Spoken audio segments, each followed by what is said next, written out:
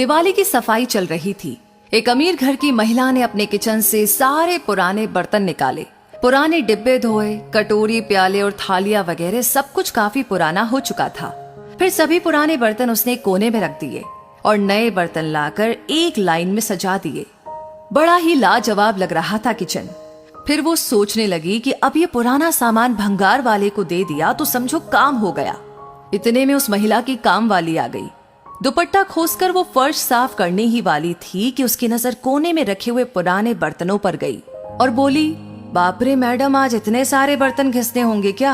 महिला बोली, अरे नहीं नहीं, ये सब तो भंगार वाले को देना है। काम वाली ने जब ये सुना तो उसकी आंखों में एक आशा की चमक उठी और फिर बोली, मैडम अगर आपको एतराज ना हो तो ये एक पतीला मैं ले लूं? घर में पड़ा हुआ पतीला खराब और टूटा फूटा है। महिला बोली, अरे एक क्यों, जितने लेने हैं ले ले, उस कोने में सारा सामान रखा है और तू सब कुछ ले जाना चाहे तो ले जा, भीड़ कम होगी। काम वाली की आंखें फैल गई, बोली, क्या सब कुछ? उसे तो जैसे अली बाबा की गुफा मिल गई थी। फिर उसने अपना काम फटाफट खत्म किया और सभी पुराने बर्तन एक थैले में लेकर भर दिए और बड़े ही उत्साह के साथ अपने घर की ओर निकल ली। आज तो उसके किचन में 4 चांद लगने वाले थे।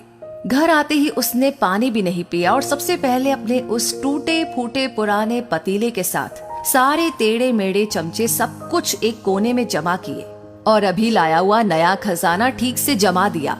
आज उसके एक कमरे वाले किचन का कोना लग्जरी दिख रहा था। तभी उसकी नजर अपने पुराने बर्तन पर पड़ी और फिर खुद से ही बोली, अब ये टूटा फूटा सामान भंगार वाले को दे दिया तो समझो हो गया काम। तभी दरवाजे पर एक भिखारी पानी मांगता हुआ हाथ जोड़े खड़ा था। काम वाले ने उसे पानी उस टूटे पतीले में भर कर दिया। भिखारी ने पानी पीकर अपनी प्यास बुझाई और जैसे ही वो टूटा हुआ पतीला वापस करने वाला था तो काम वाली ने कहा, इसे फेंक दो कहीं भी। वो भिखारी बोला, तुम्हें नहीं चाहिए, मैं रख लूं मेरे पास? काम वाली बोली, रख लो, और ये जो बाकी बचे हुए बर्तन हैं ये भी ले जाओ। वो सारे बर्तन उसने भिखारी की झोली में डाल दिए। वो भिखारी बहुत खुश हो गया। जो कभी जमीन में अखबार रख के मैले हाथों से खाना खाता था, उसके पास आज टेढ़ा मेढ़ा चम्मच और एक मुड़ा हुआ पतीला था। आज उसकी फटी हुई झोली भी लग्जरी दिख रही थी। लग्जरी क्या है, सुख किसमें है, ये किसी भी परिस्थिति पर निर्भर होता है।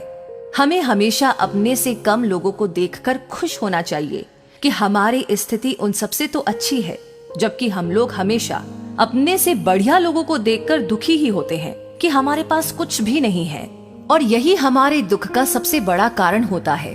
वैसे अजीब है ये जिंदगानी भी। कोई सोच रहा है कि धनतेरस पर कितना सोना खरीदना है और कोई सोच रहा है सर्दी आ गई, अब कहाँ सोना है। अगर ये वीडियो आपको अच्छी लगी हो तो प्लीज इसे शेयर जरूर करें और वीडियो से आपको क्या सीख मिली हमें कमेंट बॉक्स में लिख करके अपनी राय